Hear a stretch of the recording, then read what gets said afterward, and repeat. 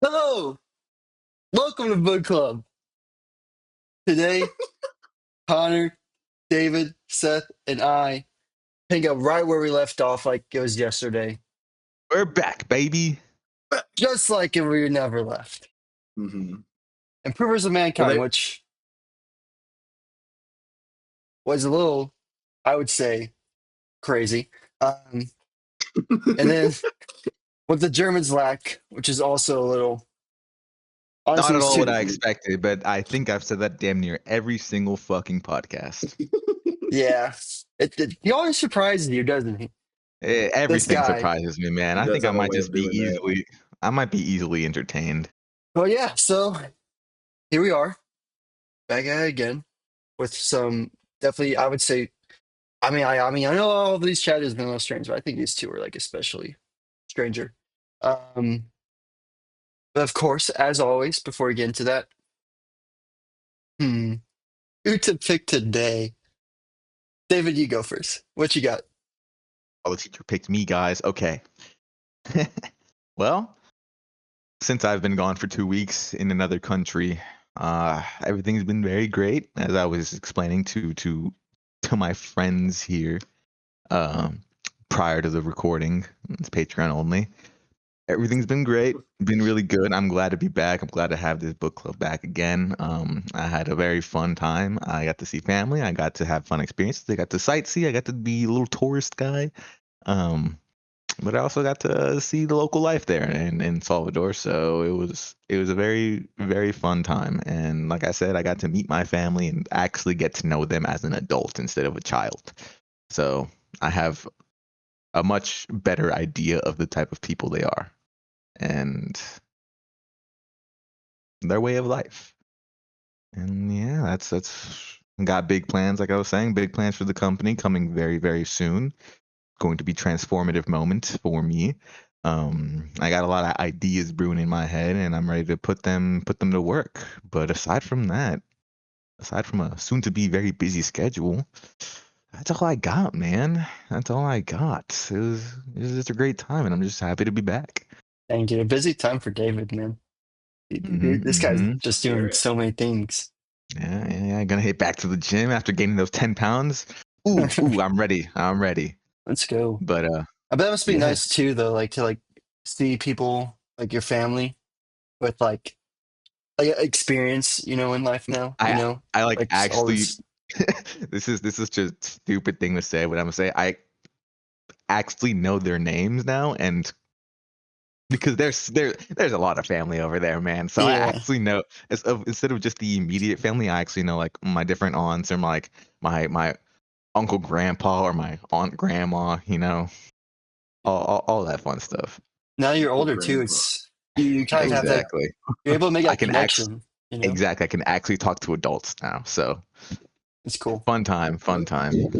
Wasn't Uncle Grandpa like a Cartoon Oh my Network gosh, show? yes, you With, are like, correct. That's Every exactly time what I I say thought. that, I just sounded immediately familiar. revert back to thinking about that. But I'm trying Sounded to familiar. trying to separate that from my brain. Yeah, I don't believe you. But yeah, so that's all from me. So I'll pass it off to Connor. To me, Yep. To you. gee, Come on, I've just man. been working. Just been working. I did my first big boy EMS job with me as the lead Oh yeah. Ooh. a few weeks ago now. Um, and it was also my first new construction site. So I was dealing with like a general contractor, superintendent, and like other contractors, The which was pretty hierarchy. neat. Yeah. But it was weird. I got really tired of using porta potties really quick. Uh, but yeah, I mean, that job was kind of screwed up though. Electrical contractor did not do his job right, but to be fair, there were three different print sets for that job, Classic. which was not right. It's Classic. It's not not right. normal, huh? Not normal. There should be one print set that everybody follows, but there was three. So everybody was following their own print set. Not They were great. just doing their own thing. Yeah, That's so actually like if hilarious. I would go in to like test something. I'd be like, all right, it's supposed to be on input 1. It's on input 5. Why is it on input 5? Okay, now I got to go and rewire all this. It was Any, not fun. I'm But sure it I must have know how been you like feel, pretty Connor. important though. it was a good learning experience, I will say. Always best for the first one to suck, because then everyone after that is fine. Like a At least breeze. you hope. Gotta be Yeah. down to go Yeah. up. Yeah, exactly. And And I diamonds are got made my under pressure, you know. Hmm. hey, So true. what a beautiful saying. What a beautiful saying. But yeah, another saying that I've heard recently is if you don't have the time to do the job right, you definitely don't have time to do it a second time. So true, bestie. Oh See my what I'm gosh, saying? spit Yeah. like mad fire. Yeah, I'm gonna start using that one on the guys that I train. That's No, fire. I That's a like really that good though. one. I'm stealing It's that actually one, really good. actually. I actually Yeah, like it's that. a really good saying. But I also have my next EMS job scheduled in Dallas, or in what is it? What did I say it was? Uh, Paradise, Texas, like near Dallas, something like that. Hmm. Oh, I Um, think I've heard Paradise, yeah. or Remember we had a conversation Or about this last book Paris? club, but that was so Paris? long Yeah, ago. it's been a long I time don't- since we talked about this. Prosper, Prosper. maybe Prosper. Paradise Yeah. is a funny Prosper. mistake to make for Prosper. It started with a P. It sounds good, you Uh, know. but yeah, I'll be up in Dallas here in the beginning of March. I don't remember what day specifically. But that's basically it. Just been working. Been working. Burned my finger today. I got like a not flipping Oh, Oh off hey, shaft, no. watch out. Watch out but what yeah, finger you're using, bro. I don't have I can't feel Sensation. my finger Somebody pads wasn't anymore. wearing their Yeah, gloves. somebody wasn't wearing safety Uh-oh. gear, huh? I got Mm, pipe gonna dope get all over my OSHA gloves. on I haven't you. bought new ones, man. No, I was Uh, definitely wearing all my PPE, okay? Because like my Yeah. company sees this, they're gonna take me off the safety bingo, and I'm 2 away. not the safety bingo. There's Connor, Connor, Ooh. $500 riding on this. Connor, for your own safety, I think I have to report you to your company. Yeah, Connor, I want to see you For No, well and your own safe, man. safety. I just want you to be safe, you know? We no. can't have you being a danger to yourself, dude. Oh, No, but exactly. listen. If I win the safety bingo, I get $500. I can buy all the gloves I'll ever need. Well, well, I don't know Winning if your that's safety bingo the right payment on reason. PPE is awesome. That's a pretty good point. They're gonna cheat the If system, you is what win, I'm hearing. Connor, if you win, I better see a good amount of gloves. Yeah. I'll I get better you see that entire wall where Gibby is. Yeah, I it's better like see that entire wall lined up with gloves. Yeah. I his want a bed is flag gone. of There's just a gloves. pallet. A pallet of gloves. pallet of gloves, got my hard hat, my mask. Never If you're not being sleeping on a unsafe pallet of again. gloves, then I know I'm reporting you to OSHA, man. That's what Oh, I'm for saying. real. I'm gonna pass this off to Howie so we can get Seth's big reveal as the final finale. No, no. Yeah. Perfect. I like Perfect. that. Sure. Okay, yeah, for me, not too much myself. I've gotten to the point where I'm kind of going back on a couple projects I've released recently and just, kind of cleaning them up, making the code like just nicer, more manageable, and then also finding like areas of speed improvements, performance improvements, which is the fun part, honestly. The fun part is like trying to figure out how to make things more performant because then you learn a lot and then you Performance can, enhancing drugs. not that, Yeah. not that. Um, Performance enhancing debugs. That's why I got out of There you computer go. science, exactly. man. Too many sweats. Yeah, but yeah, so but that's the fun part because like you learn a lot in performance stuff and then get carried on to later projects that way you don't have to go back and do the things you just learned, which is nice. Um, so yeah, kind of doing that. Actually, I learned something kind of cool recently, which is like a performance strategy. Uh, it's a little technical. I don't know if I should like get into it, but it's something called code splitting. If anyone out there wants to go look into that, it's uh it's pretty interesting to learn about something like that, like I learned this new technique. So that was cool. I've also been getting into some board games recently, some social deduction games. If y'all I know what those like are. that. I'm no longer on the ping pong wave during lunch. I'm now on the board game wave during lunch. Isn't Now I play. I don't know if anyone's heard like Feed the Kraken or like Avalon. If you guys know what Mafia is or like Werewolf or stuff like that, it's like similar to that. Oh, I know. Okay, okay. So it's like Secret Hitler. Yeah. That's a so okay. Yeah. So been doing that recently. That's been fun. Um, Other than that, not too much more going on. Going to start looking to get back into the gym again because it's been so long that I'm not even going to say how long it's been. Um, that long. But I You have and me plans to get both, back into man. that. Yeah, You go. it's rough, but yeah. So we're going to get back into that. Um, Other than that, not too much. Oh, actually, I do have one thing. I just thought of something. Nicole and I went antiquing this past weekend, and Antiquing. yeah, Antique. antiquing, like an antique Like you store. said, teaking. Okay. No, antiquing. We got some finds. Okay, Oh. I'm Oh. not gonna show y'all real quick because that would require effort, which I don't want to do right now. Um, but I just wanted to mention that because it was like a cool experience and found some cool stuff. Um, like something for like a nursery, perhaps. Anyways, um, What? no, it's like future planning. Okay, Oh, I'm not giving a big reveal right now. thought we just got a big lore bomb. No, I was gonna say, I think my announcement's getting blown out of the water right now. No. Yeah. yeah, no, it's Oh not like an man. actual like big reveal right now. Just like something that we found that was like kind of cool, like a future Okay. Yeah, nursery I thing. like Okay. that. But yeah, so that's about it for me. It's about all the cool experience. Like nothing as cool as going to El Salvador or something like that. But like it's about all the cool experiences I got. Um, and with that, of Appreciate the mundane. course, give it off to Seth. Dude, okay, first of all, you better be sending pics of your finds to the group chat later. That's what I'm saying. Because Okay, I I kind will. of want to see. You got me curious. boys want Bro. to see.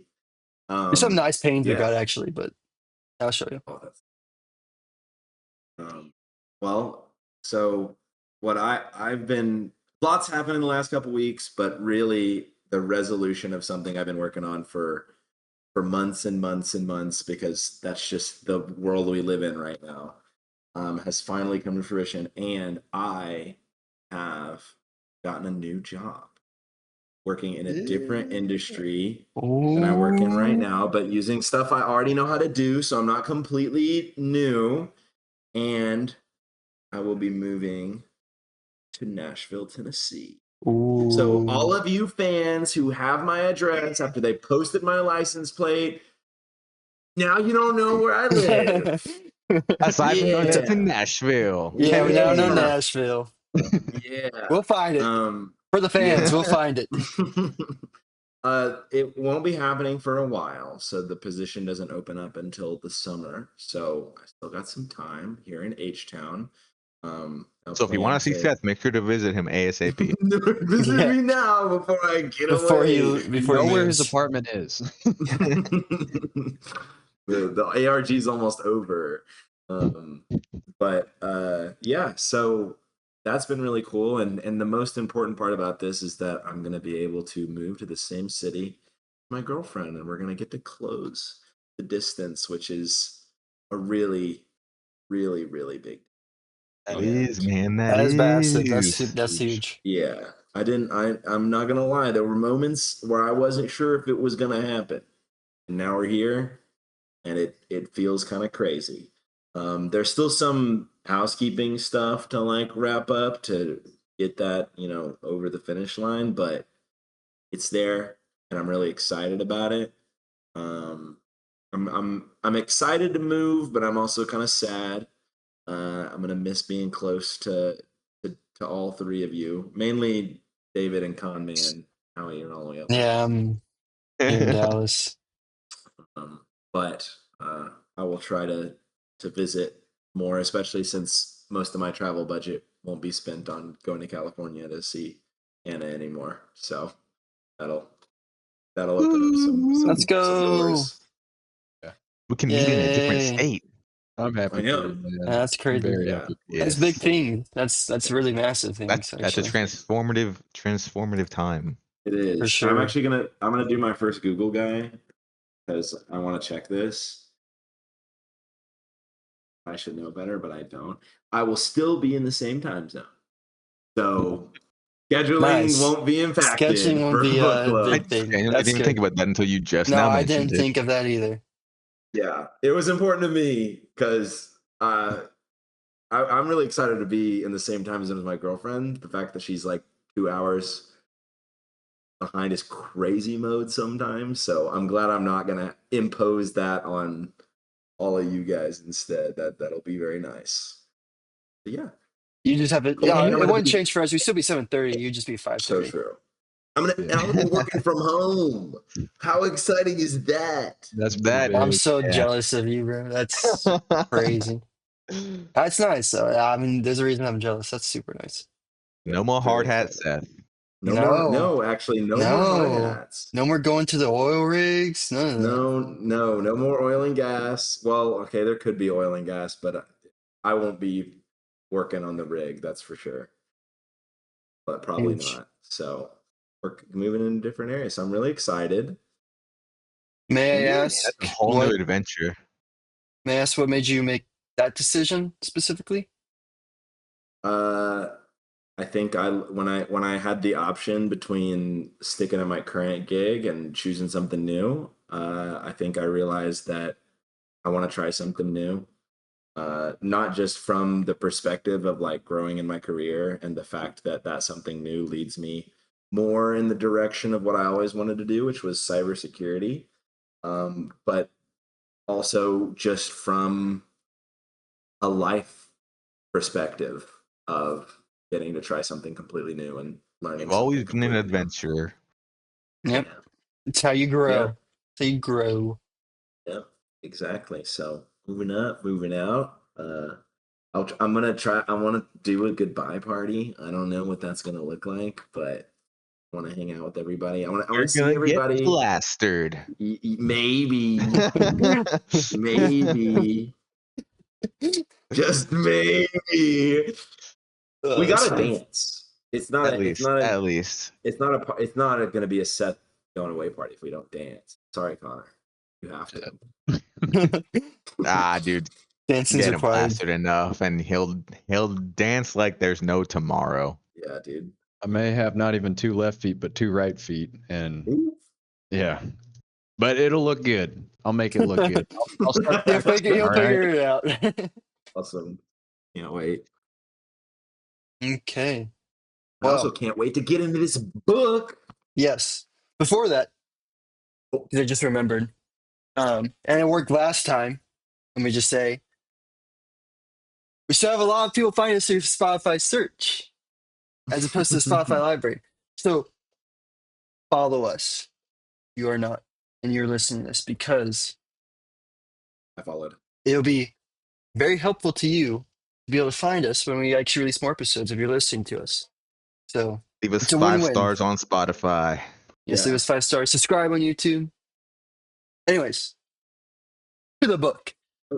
Wait, speaking of subscribe on Oh, YouTube, if you're listening, you should watch. It's good. There's some good visual gags. You're yeah. missing Yeah, out we've already on. done all 4 of us have already done face reveals, and you don't even know it. You know? That's But crazy. what do you Yeah, think? post down in the comments, cutest Yeah. book club member. You know that was just the right Inflate the ego. You All know right, who we that was get it. It's directed set. All towards. right. All right, we got it. I wonder what people think we look like. Like people who just like listen to you. You Comment know? below what you think Oh, we look Yeah, like, comment and below oh, what then you think we comment look if you're like. surprised. Yeah. yeah. If you've never watched the YouTube, draw a sketch of what each of us looks like and post a picture. I would Yes, love to and see then that. draw a sketch of what you think we look like. We'll create a Discord.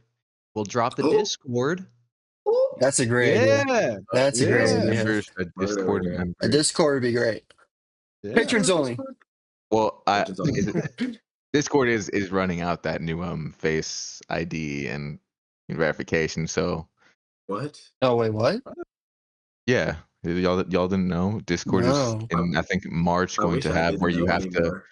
verify your face In to verify that March? you're, yeah, March 1st. You have to either put like a live either upload your ID, or I think it's like face We're getting Oh, verification. two set interesting. Discord Google guys before So we even started like, the book.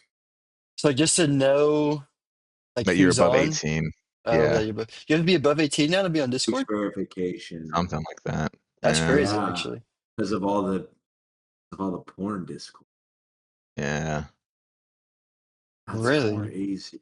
And they said, like they always say, oh, we won't sell your What? information, yada yada yada. We won't give it out. But as we know, Discord's had plenty of leaks, and Discord is, Yeah. the U.S. government subpoenaing whatever the fuck you say, Reddit, Google, Discord for all the information for people who are not aligned with the current administration. So it's a little iffy there. So maybe we go to TeamSpeak or something. I never knew any inclination any of that. That's crazy. Yeah, Google guy, confirm. Wow, this is crazy. Okay, well, thanks for my weekly dose of doom, David. I was in such a good mood. Hey man, be Wait, informed. Stay informed. so we're gonna have to hop off Discord now? Right. Oh my I gosh, what are we yeah, gonna do? I have very mixed emotions about it. So I've been kind of struggling with the idea, but at the same time, and I also hate to add more doom to this. Guys, our phone already listens to us a whole bunch. It's like I not know, anything new. but I'm Yeah. training him. He thinks I like. He It actually it gave. literally it has geolocation. It knows exactly what room and what building you are, man. Dude, I'm about to go to a flip phone. I'm not even kidding. Yeah, I'm gonna. you're I insane. Yo, am. flip phone could be a move. I'm unironically. I mean, this isn't gonna help stop them from tracking me, but I'm thinking of getting the brick. You guys seen that? Oh yeah, I have seen the brick. I think I I might have want heard Well, I about that. guess that I'm actually. becoming Google guy for a second here. Hey, that's my king. It's like it's a physical device that you buy, and then there's an app, and you can use it to like disable apps on your phone. So like if you want to like get rid of like not be able to see social media for a bit, you have to tap your phone to the brick, like NFC vibe. So what people do is they'll leave it in their living room and they'll tap it before they go to work. And then they're at work, they cannot unlock it until they go home. Wait, Oh, that's it's like crazy. I was thinking about something else, but now that you just opened that world, that's actually Yeah. insane. It's pretty interesting, especially because the biggest problem, because I've tried so many of these apps. The biggest problem is that I just click unlock and type in the code and do it anyways. Like it doesn't stop me. This would actually like a physical barrier would be a big hindrance, you know. Yeah. Okay. So Well, you're welcome. No, not something sponsored by else. the way. Actually, Howie, Something else to look bleep into. when I say the title of the thing. The thing. You Yeah, know, yeah, they can that would be a good sponsor for us actually. I feel like we're pretty that good would be a nice advocates for sponsor. that kind of stuff. And NordVPN. Make sure your And internet. how could we forget today's sponsor? So if any of y'all are Awesome. listening, please sponsor us. Yeah. Yeah.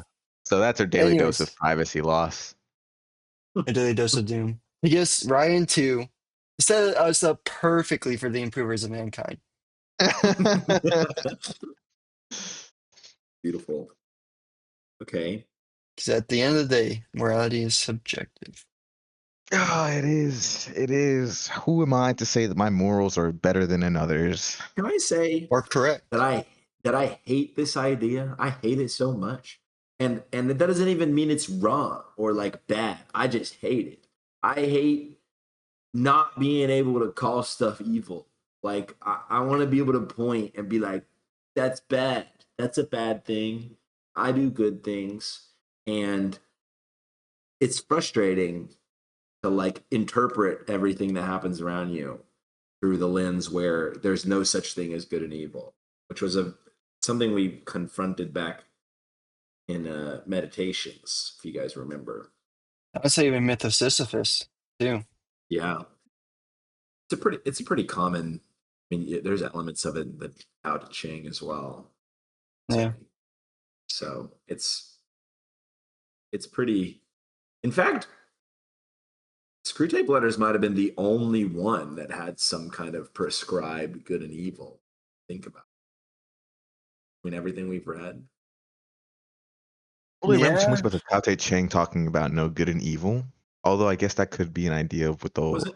the flow of the universe and just Yeah. yeah. The It Tao wasn't is natural explicitly flow. very stated. much on just like staying down your normal path. Yeah. I guess in that case, evil would be like breaking away from the flow. Yeah, Screwtape yeah, Letters, like you said, Screwtape Letters definitely had a very drawn outline of what is good and what is bad, what corrupts man. Mhm. Which I personally think I'm kind of with you on them, that I do enjoy having a fine line, being able to Yeah. define things, because Yeah, I mean, there's definitely things that I consider just plain out evil, you know? Yeah. but at the same time, I don't. I, this okay. might start taking me off on a weird tangent, so let's circle back real fast. Okay. Well, Well, I was, let's say, would you say they're evil or are they selfish, Connor? I'd Because say I they're think evil. there's a lot of things in my head that I think are evil, but if I really dissect the emotion I'm feeling, it's just selfish. It's just pure self interest, Well, right? so first thing when I think of evil right now, and maybe it's just because of everything that's happening right now, but with everything that's been being Oh, released recently, okay. that's just plain evil. That's a good point. That's evil. That's a good point. I can't be like, well, let me just put no. When I was looking at what Germans lacked, and I'm sorry I'm skipping the improvers of mankind, but I think we can. I mean, it's book. We can do whatever we want. We can go back to it specifically. I looked more into the history of Nietzsche, and I really don't think that what he spouted at all was neo-Nazis. Instead, it's the Nazis who grabbed his ideas and constrained them. They didn't. It's not even a matter of interpreting it differently. It's more of a matter of specifically kind of putting ideas into Nietzsche's books and ideas so that it becomes more Nazi. Because I believe there was a point in time where I think it was his sister yep. married a neo-Nazi, and he literally said, "I am ashamed of you. I I am. am ashamed of you, and I do not consider you, and you bring great dishonor." I'm happy you brought and that you looked into the history because I was actually going to mention this too about how it was really Nietzsche's sister who brought Nietzsche into that whole like neo-Nazism. Like, but like it's actually hilarious too. Like she's the one who like got the museum and everything except for him. But it's hilarious too because I remember like after Nietzsche died, I think one of Nietzsche's friends or something was like trying to explain like Nietzsche's writings to his sister, and the guy was like, "Yeah, he basically said she's way too dumb to even understand like a hint of what Nietzsche is even like saying." But, like it was her that kind of like constrained his Yeah, writings she to would like she would that stuff. change his writings and make it adhere more towards the Nazis and That's crazy. that idea. So, and as I read more of this, especially in what the Germans lack, I think there was a part where it literally says power stupefies. Yeah. Yeah, I want to kind of throw in the historical perspective whenever we get to that point. So just remind me because Oh, I can't this wait. is Yes. this part of history that he kind of grew up in is a very pivotal moment in quote unquote German history. And remember that quote unquote. Okay. Okay. Kind of Cool. setting All us up right. for foreshadowing. I like it. Okay. Okay. Let's Anyways. tie back into how morality is subjective because I think that's actually a large like that's like one of the large facets of Nietzsche's ideologies is his idea of like how morality is subjective.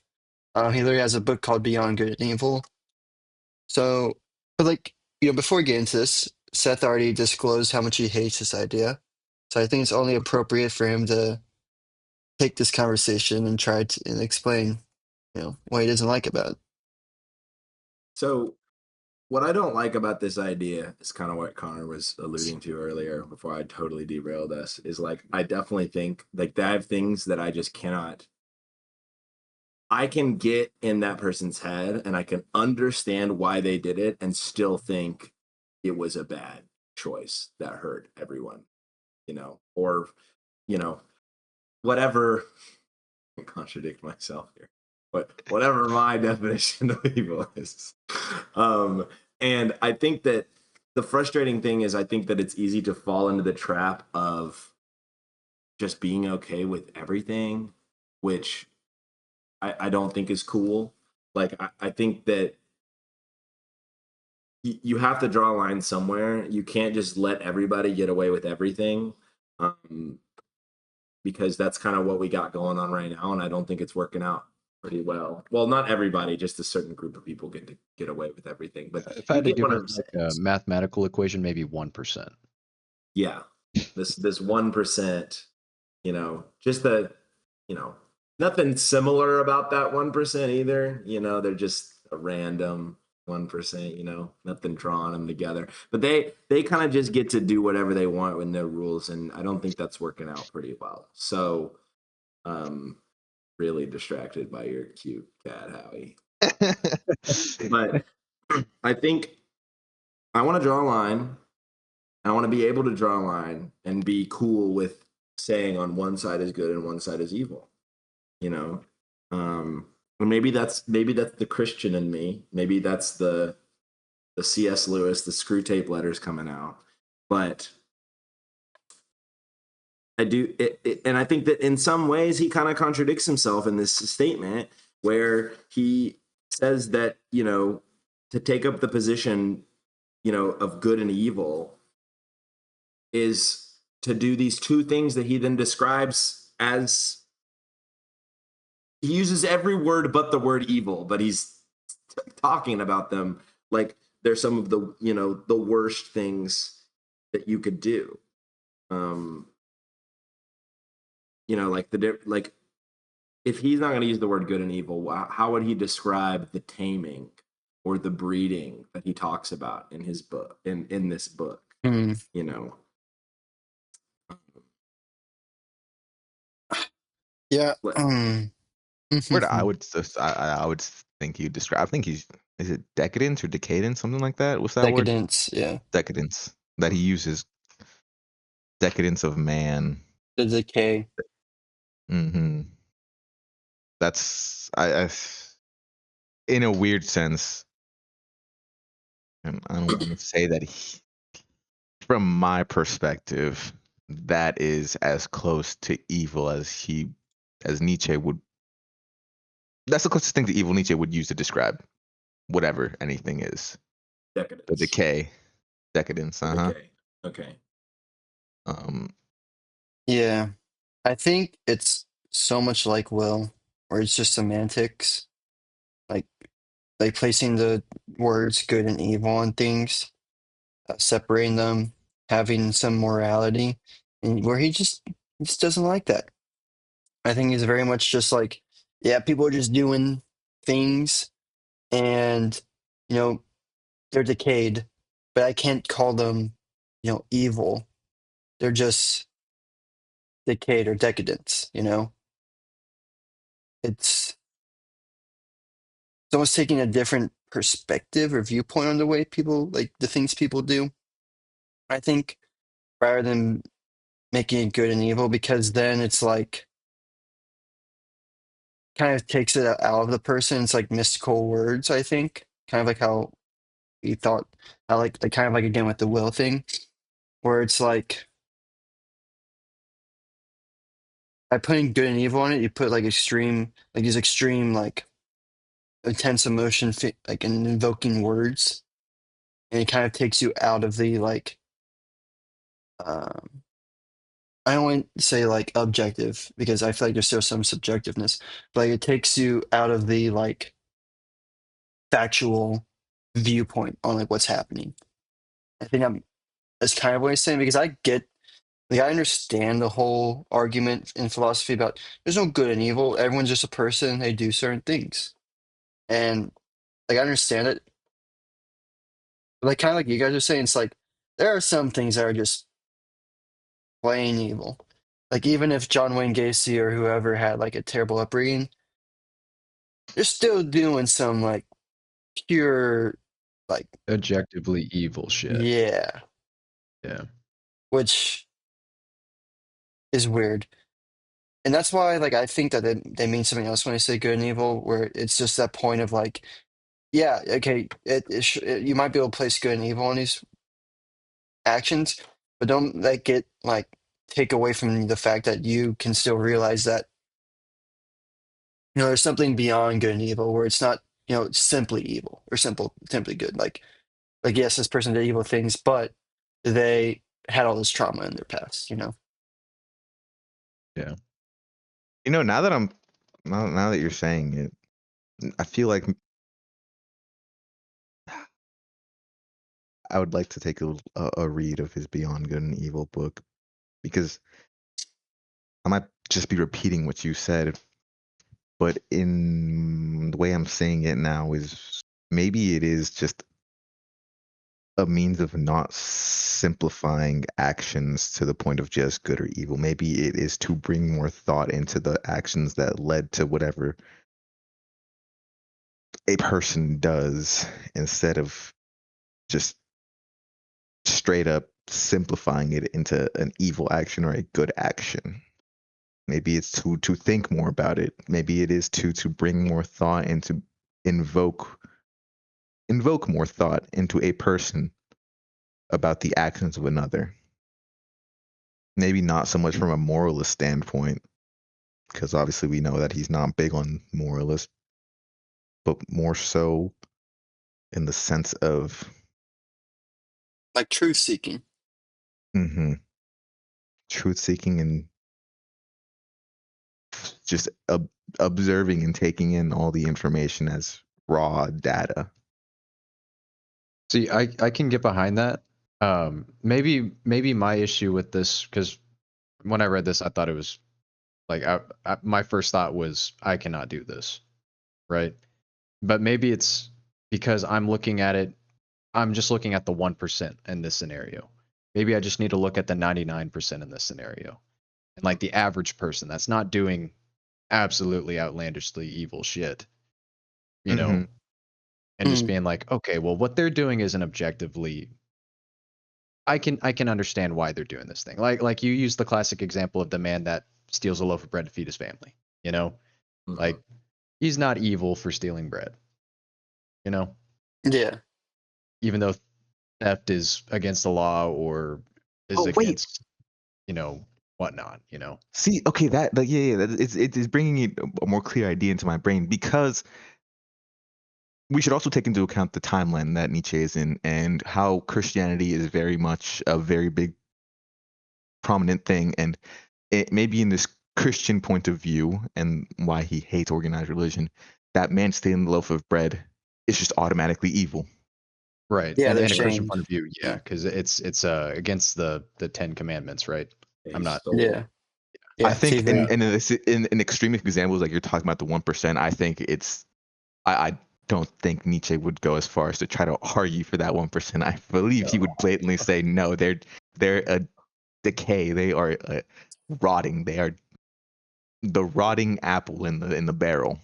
yeah, I mean, Well, in some ways, when he's talking about the taming and the breeding, like with the Exactly. Indian culture, isn't he talking about the 1%? Isn't that whole thing about some will that the high priests and the royalty of India are like imposing on their people? the Yeah. breeding part, yeah. Yeah. Definitely what I kind of gathered from it.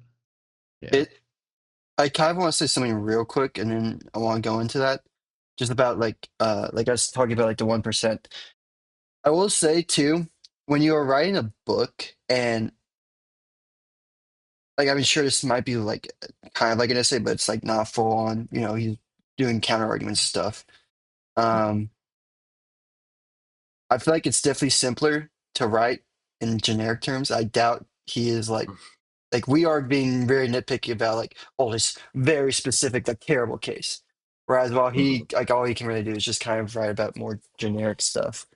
And Um, that's a very good point too, because this is like 1860s, 1870, something like that. mhm. No, the average person does not know anything about what's going on in the world, like across the True. pond or with the upper nobility and royalty or the leader of their country or whatever, right? So him talking about like, oh well, actually there is something that is objectively evil, and it's what these fuckers are doing, because like they're Yeah. not gonna know, they're not gonna understand or anything like that. So it's not like modern day where you can understand what this person over here 3,000 miles away is doing right now. Yeah. So It wasn't as easy to see like to know about like true evil kind of stuff. right, right. Yeah. I think also what he's trying to say is like, you know, being that moral in some like being super moral, like in his case, in his opinion, like the Christian morality, is that it can even steer you away from like philosophizing about like deeper truths because like no these are like an evil kind of ideas and stuff like that like for example a great example is like Machiavelli, how he gets like a bunch of flack for being like very like Machiavellian, like just really a word for it, melancholy in a sense, but at the same time like a lot of the stuff he wrote was very like truthful, like someone could actually like follow that stuff and be pretty successful. um and just like one example, but the breeding and the taming. That was a Yeah, big one. what you said about that just now is actually I didn't even think about that. That he is in a sense calling out the nobility, calling out that 1% with the taming and breeding of man and the high priest, and that's just wanted to throw that out there that I'm now seeing that connection. Well, it's very interesting because he actually calls out both sides. But what are you gonna say, Seth? Awesome. That's what I was gonna say. Usually you say awesome. Yeah, that's all I had. Fair I enough. don't remember him calling out both sides. Please enlighten me, because it has. I didn't reread this one specifically. Yeah. So I think this part of it is also I picked up on it because I've like know a little bit about his philosophy. But so the taming comes from like the noble class, or not the taming. The breeding comes from the noble class, where you're like we have this perfect like people, and all these other people are Quote like unquote perfect. yeah, quote unquote perfect. Habsburg's perfect. Yeah. They from their ideology, their twisted ideology, they think they're perfect, and everyone else is like, who cares about? Or leave them off In to the four. side. Yeah, yeah. And so because of that, they do these terrible things to these people. Tear them down, basically cause plague among them. Like literally give them terrible chances of surviving. Um, and this is the top elite ruling class um taking advantage, which is he's saying obviously that he's against. He's like, this is bad. But then we have the other side, which is the taming side, which he compares to Christianity, which is the um, taking down of that elitist value into a calmer, more docile uh, being. When he says, like, for example, I mean, I'll read this right here. Paragraph 4. Um, Christianity, growing from Jewish roots and comprehensible only as a product of this soil, represents the reaction against the morality of breeding, of race, of privilege, reaction against the morality of breeding. It is the anti-Aryan religion par excellence. Christianity, the reevaluation of all Aryan values, the victory of Chandala values, the evangel preached to the poor and lowly, the collective rebellion of everything downtrodden, wretched, ill-constituted, underprivileged against the quote-unquote race. Undying Chandala revenge as the religion of love. So this is him saying that Christianity is the philosophy of the people who were being held down, who are the, um, I guess, the Fellows. yeah, the other side of the taming or the breeding, I should say. And so Yeah. this was used to help them rise up by basically saying these higher people above us, and this is like a big part. This is another big part of his ideology, is that he thinks the part of Christianity is for the common people, the the common people, yeah, the anti-Aryan. Um, to basically make it so that it's reversed and that these people who are better than, quote unquote, better than, the elitists, they're actually the ones who are worst off because they're they're sinful and evil. And so we need to then tame them, tame these wild beasts in them. That's why I Pretty much. said that he does both. That's why I said he goes against both. Both the the larger group that's quote unquote weaker, and then the smaller group that's quote unquote stronger. Interesting. See, I didn't perceive it that way. The way I was perceiving it was the larger group using this Christianity as a means to tame the weaker group or the more common people. Nobility taming the common is kind of Yeah. how I was reading it. Um, That is also how I saw it. But I do think that idea is interesting and clearly defined in chapter 4. I actually underlined that last part, undying Chandala revenge as religion of love. I wrote deconstruct this because I thought it was so interesting that well, you deconstructed it for me, but kind of that concept of Christianity is like the anti-law of Manu, right? Mm-hmm. Um, but I still kind of like align with David where it feels more like he really doesn't like these being used as tools of suppression, I guess is the best way to look at it. Because the thing that he's like bothered by on both of these accounts is like preventing people from following their desires. What was the word he used early on? Instincts.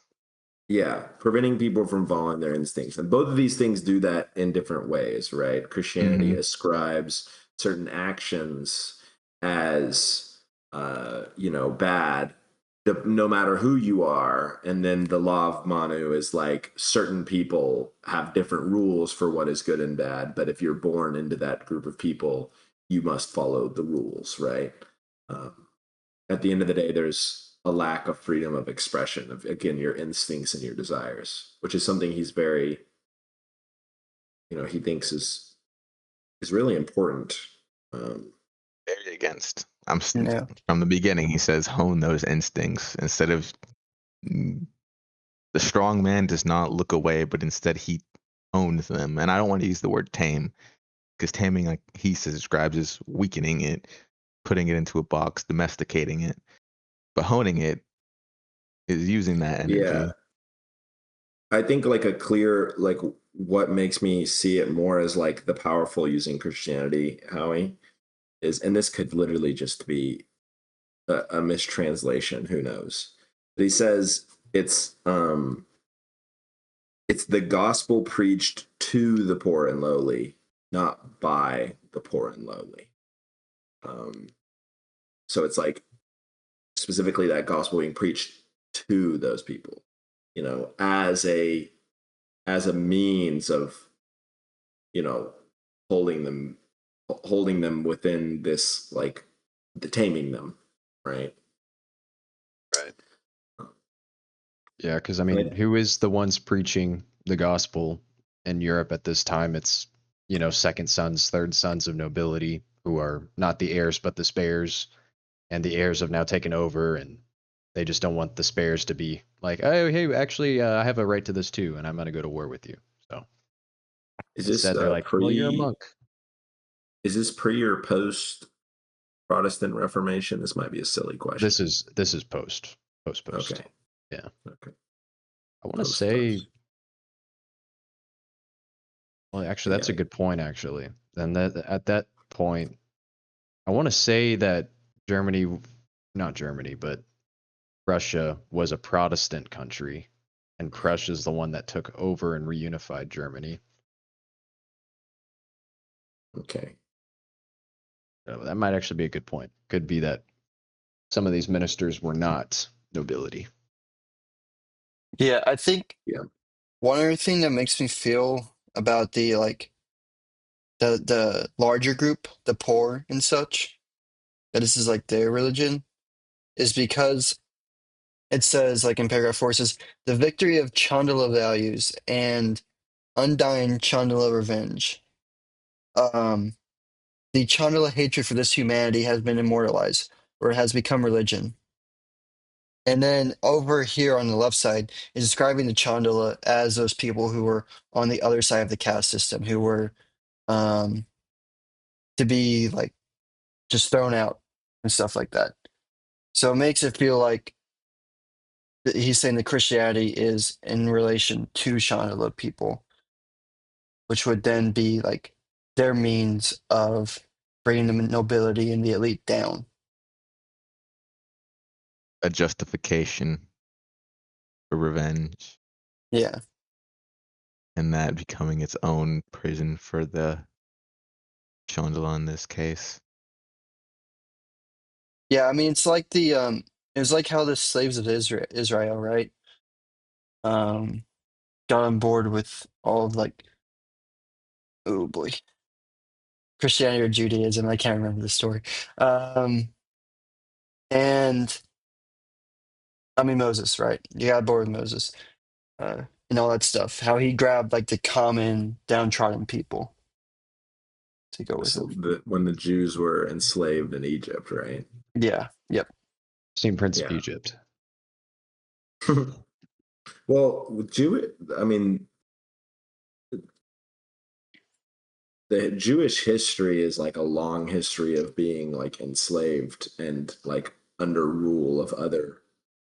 That's kind of like been their whole beef since the very beginning, which is crazy to me that it's been going on for thousands of years.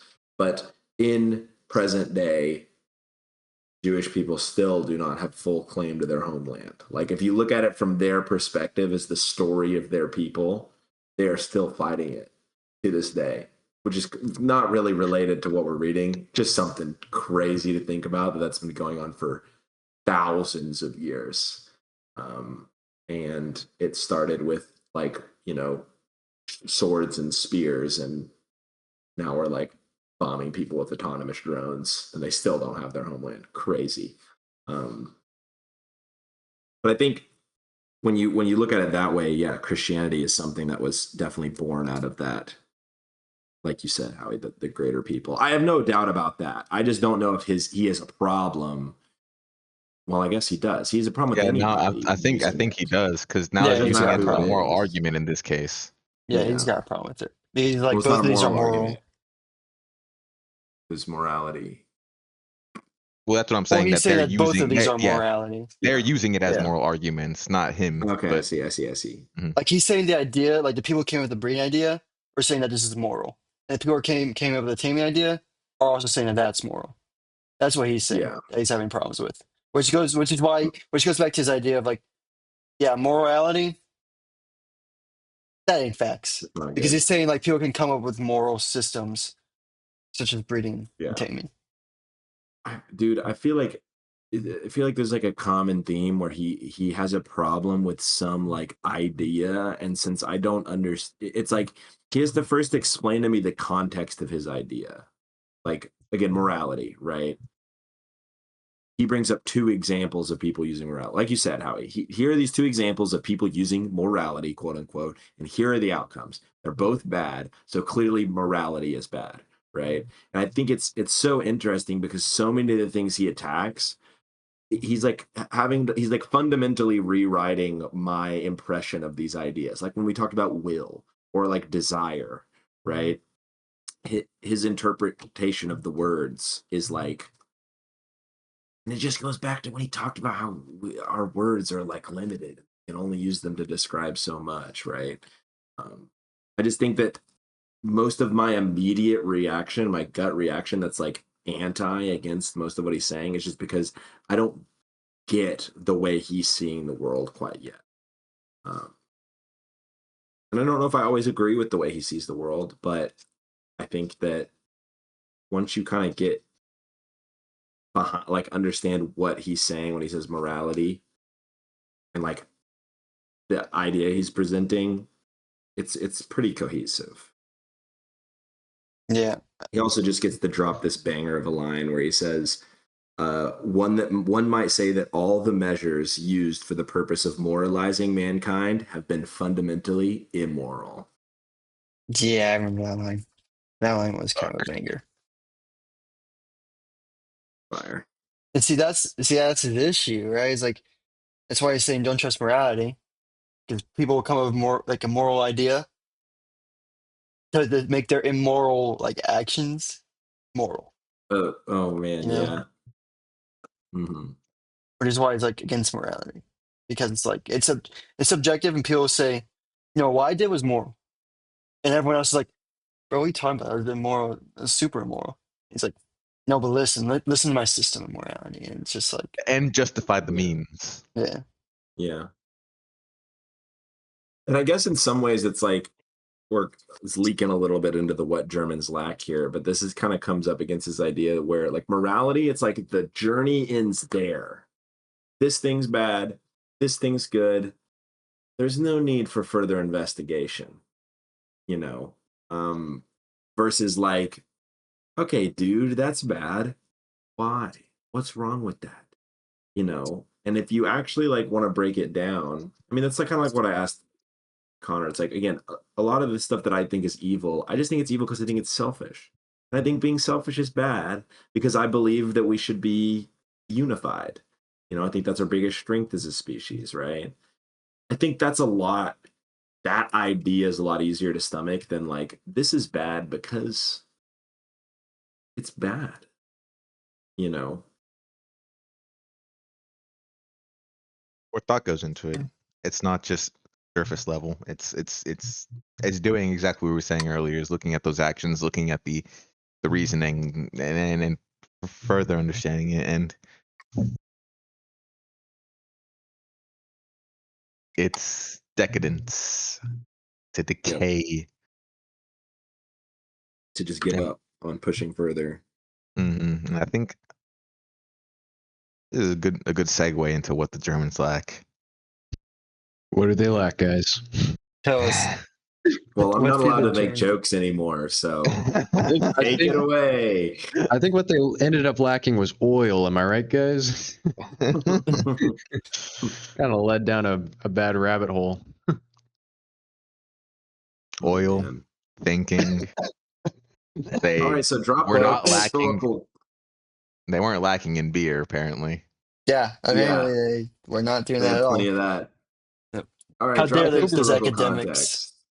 context. What's going on when he's writing? What's going on when he's Yeah, doing this drop expose of the drop the history lore. Germans? Tell us Okay, about this. so I kind of researched Nietzsche specifically whenever he was born because I was curious. I was like, okay, he's specifically saying what the German people lack. Is he saying like an overall group, like the idea of German? Was he German, quote unquote, whenever he was born, so on and so forth, right? Because he was born in like the 1820s, somewhere around there, and in this point in time, he was the part of Germany that he was born, I think it was like Leipzig or something like that, Hmm. was again Germany in quotes because Germany's not a thing yet. Uh, there's like a German identity, but German country is not a thing yet, right? He was born in Saxony, right, which was I think it was a principality. Um, but Bismarck comes along in like the 60s, say the 60s, 1860s, and kind of begins the process of unifying Germany under the creating the German Empire.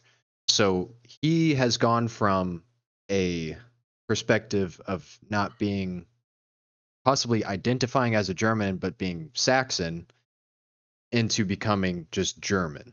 You see what I'm saying? Yeah. So there's been a transition in his lifetime, and he's seen the wars because I think it was 3 wars that Bismarck had to fight before the idea of the German Empire was officially accepted across Europe.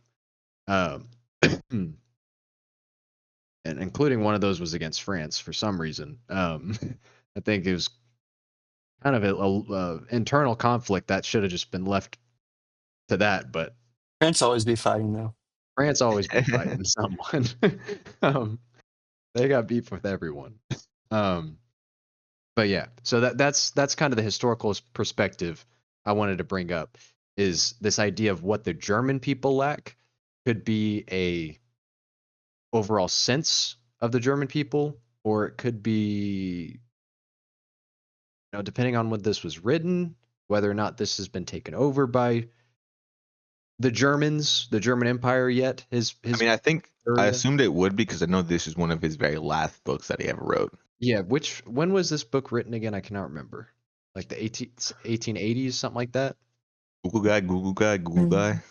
Google guy, Google guy.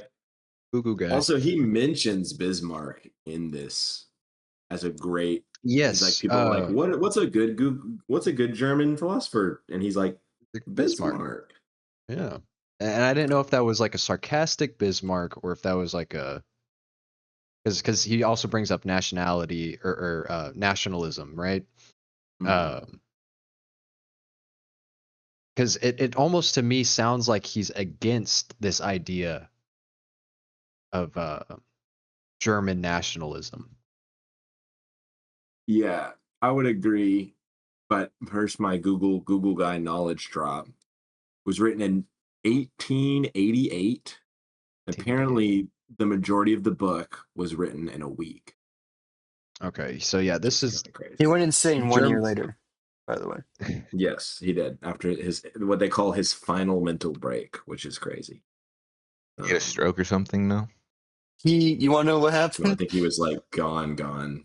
So what happened was I think he saw someone being a horse, and he went up to the horse crying to it, like hugging it, and like just in absolute tears. And I think he was always also exclaiming that he was God and stuff like that too. And but it was when he saw the horse getting beat. I think that's when he actually like finally went completely insane. And also, guys, One I of just want to say, in case we have some German listeners in chat and they know the history behind the German unification, uh, please put that in the comments because I'm just going based off of what I heard a long time ago. So I could be grossly misrepresenting this, but I know for a fact that, or I'm fairly certain Leipzig was a part of Saxony, and Saxony wasn't a part of the the German Empire until around like the 1850s to 70s, somewhere in there. So at the very least, if Nietzsche was, born in Leipzig or around Leipzig, then he would have been born Saxon before he was a German. This is giving me a lot of good context. So now I'm further understanding his stance on this power. Just one sentence right here. Consequently, I had to tell them what I object to. It costs dear to attain power. Again, that quote: "Power stupefies." And now that you're saying all of this, Connor, and kind of giving me a little bit more context in the history of what was going on, it's starting to make me see that this may be more of him now being, like you said, against the nationalism of German, and then I mean what it costs to get all of the unification in Germany, and when you get to this unification, well, I mean it's hard to mix everyone together, and Yeah, because this was the most interesting thing that I've read so far because, everybody whenever they, and this is a gross misrepresentation as we've already mentioned with, his whole sister scenario, but whenever people think of Nietzsche, they're like, "Oh, well that's what the, bad guy in the 1940s, 1930s through 40s kind of followed, right? It kind of brought up in his gross misrepresentation, right? So going into Nietzsche, people usually have that in the back of their mind, or at least I did. I was like, okay, well, where I read the title of this chapter and was like, okay, here we go. What do the German people lack? Please tell me, And then for him to kind of show like anti-nationalist sentiments in here, I was like, oh, okay, that's nice. Well, I think he Not what I also, I expected. yeah, I mean, he mentioned, I think that, I forgot where, but he mentioned something about like how, due to his nature or something, he must look at this from like an objective standpoint of both the good and bad. of the German people. So I think he did start with like some like positive traits, and then did later go into like the negative traits of German people. Right. I mean, a lot of his like negative traits aren't even like, oh, this is something inherently bad of the Germans. It's like this is something Germans used to have and have no longer. You know, this is something that that's been taken away from us. Um, you know, like an example of his anti-nationalist ideas, and also the segue into one of those things that he's saying they lack now. He said, you know, that education culture itself is the end and not the empire. So that like learning and growing and cultivating a culture should be just for that and not for the cultivation of some empire, some kingdom, you know. Yeah, Um, and I think, you know, he talks a lot about beer, bro, and how Didn't beer's just made Germans dumb. he mentioned something about like uh the culture being like the antithesis to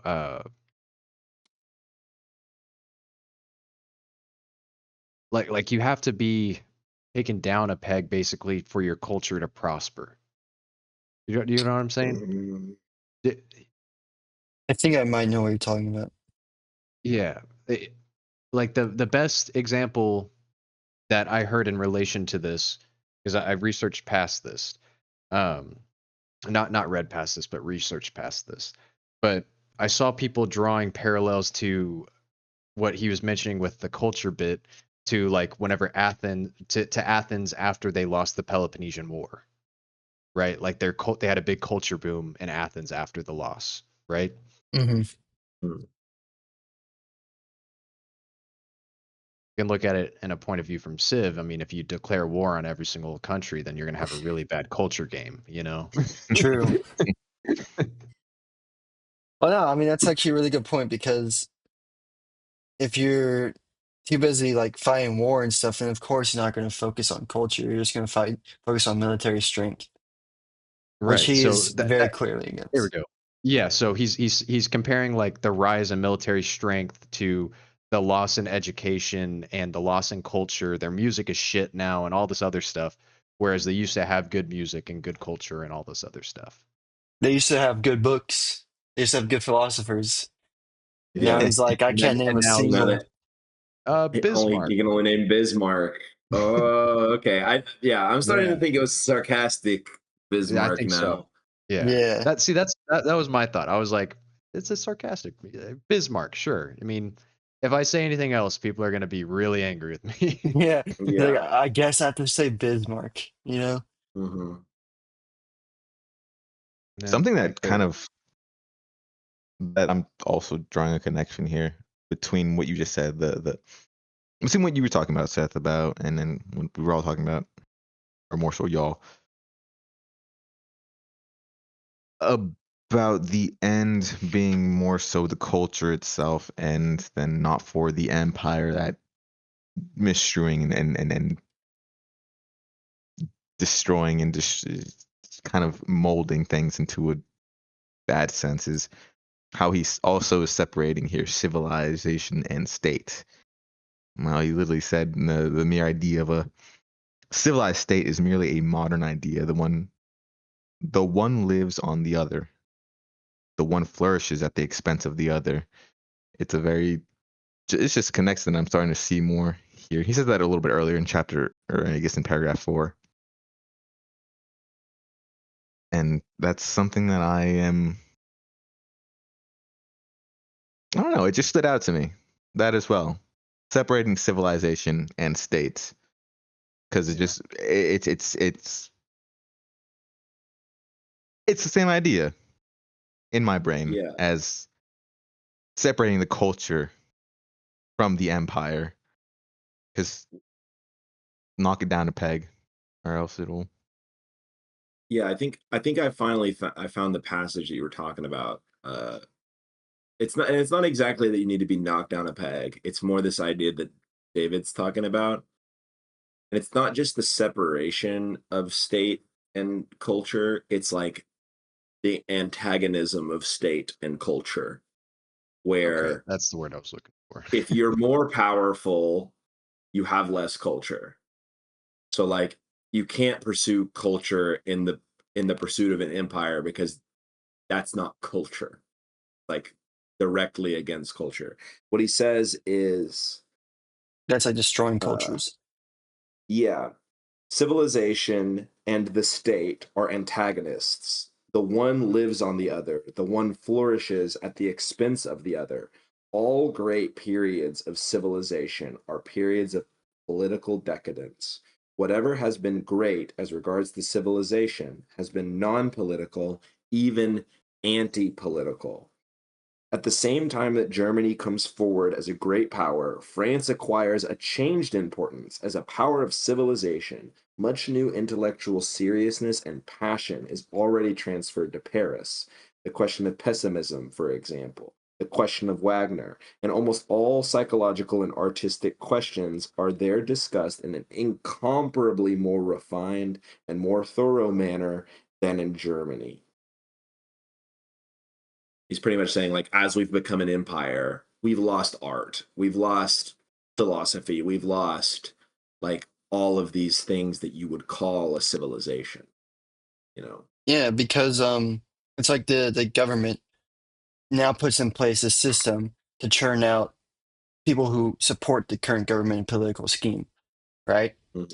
And it's like saying like politics removes culture, which that's just like what gave me like a thought earlier when y'all were talking, which is like super interesting because you know we live in a pretty powerful country where I would say Yeah. politics has taken over a lot of, especially conversation and day-to-day Mhm. activities.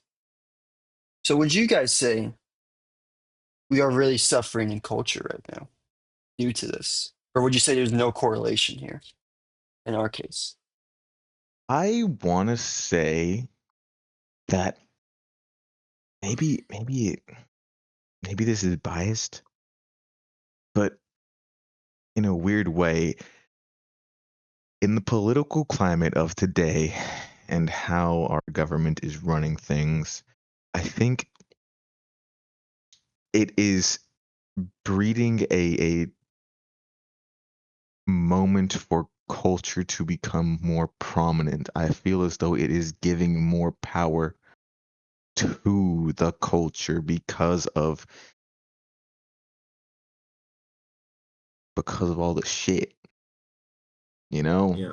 Like It's the you said the anti-political. yeah you said the quote earlier, Howie. Diamonds are made under pressure, and I think that is Mhm. a very good way of looking at how things are running right now because there's a lot of terrible shit going on, and maybe in moments like this is where you find that political disobedience, that unity, that commonality where you can begin to mix cultures and mix ideas of the common people. Yeah, and it's kind of ironic that you're saying that, right? Because I agree with you that like you said, diamonds are made under pressure, but it's ironic because the state is trying to do the opposite. You see what I'm Yeah. saying? Because like they're trying to say, Mm, all right, ban these books, teach this in school, uh, get this culture out of America. We don't want them. You know, it's it's the they're trying to do the opposite, and yet we're going in the other direction. You know, we're trying to say, no, we need more bricks. We need more culture. We need more of this. And they're trying to say, no, get rid of all of I this. think a great example is what recently happened. I don't know if y'all have been following too much politics, but what recently happened with one of the I think it was a Democratic House representative that was running here in Texas, where it was a late night talk show host who was told to not talk about him and to not Oh, mention him whatsoever. oh no. Who was it? Yeah, I'm trying to remember. It's not Conan. No, it's It was is it Steven. Jon Stewart? No. It was Steven. It's the guy who Steve got canceled on. Colbert? Yeah. Steve Colbert. Steve Colbert. He was told not to talk about someone, and as a result, because he was essentially trying to be censored, because people were trying to censor him, it blew him up. It blew up that Yeah. interview, blew up that that politician, and I think that's that's a good micro idea of what the macro position and things that are happening right now. So I think to answer like the bigger question, and this has a lot to do with what you just said, David, where it's like, do we feel like we're having this moment? I do think we are at a point where the state is getting scary powerful. It's doing stuff that I think most people are like, wait, hold on. That's a little much. Okay. That might be too far, you know? Like this is a little more than the normal, brutality or surveillance or censorship. Like this is getting a little out of hand, right? And I think that would normally lead to a world where everybody, and I think it has in some respects in your day-to-day life, left to a world where people are very reserved and they keep to themselves and they don't express because they're afraid of the consequences of expression. I see this all the time when I go to the club and nobody's dancing because everybody's afraid of getting video doing a dumb little dance move in the club. And it's like, why are we here? And but the internet makes this thing really weird. The internet makes it really weird because it's still owned by the people. It doesn't feel like it, but it's just because this is an idea that is born in my brain literally like 20 minutes before we did this, by the way. And it's those two videos I sent you, I was David. about to say. I watched two videos like right before this, where one of them was a guy who built his own cloud server. So he does his own streaming service, his own file storage, um, his own everything, right? And then the second one is that it's a video about the web revival, so the indie web, so kind of bringing it back to how it was in the 90s where everybody has their own like website. The truth is that like the tools to like host your own stuff on a small scale are not only out there, but there's guides for how to do them. And like you can make your own website, you can make your own information feed outside of Twitter and Facebook and all these areas that we're seeing feeling increased pressure and control, right? And so I think that for a while, you had like MySpace, and this is before my time. So I'm talking about something that I was not around for. But from what I understand, for a while you had MySpace, and that was this big website, but you had so much freedom. And old YouTube. Remember when your YouTube channel could look like whatever you wanted it to look like? And people had like different like colors on their page. Like you had so many customization options. You could pick which videos like showed at the top, like you can't do any of that anymore, right? But you used to be able to. And it's been slowly taken away, but it was like there was this force, this unique internet that was at its core an act of rebellion, an act of the people, right?